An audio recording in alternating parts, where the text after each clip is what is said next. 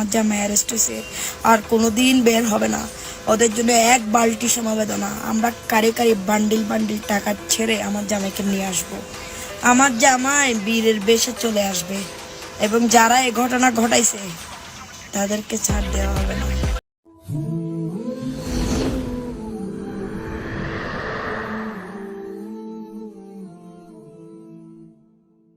ওই যে কথায় আছে না, চোর চুরি করে আরো চোরে বড় বড় কথা বলে। খুনি সাজ্জাতের বউয়ের অবস্থা একই হয়েছে। কয় কেলা কেলবো, আমার স্বামীকে যারা ধরিয়ে দিয়েছে 12 দিনের ভিতরে টাকা দিয়ে আমার স্বামীকে বের করে নিয়ে আসবে।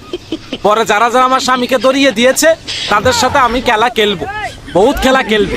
তাহলে চলেন তো দেখে আছি খুনি সাজ্জাতের বউ কি খেলা খেলে।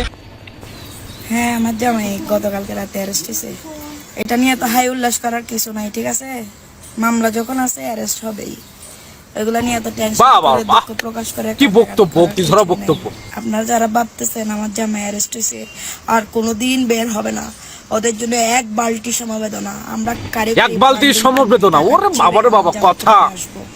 আমার জামাই বীরের বেশে চলে আসবে, এবং যারা এই ঘটনা ঘটাইছে তাদেরকে ছাড় দেওয়া হবে না। মাথায় রেখো, এতদিন আমরা পলাতক ছিলাম, এখন তোমরা পলাতক থাকার বেলা। এখন আমার জামাই আইনি প্রক্রিয়া শেষ করে আমার কাছে আসবে, তখন না খেলা শুরু হবে।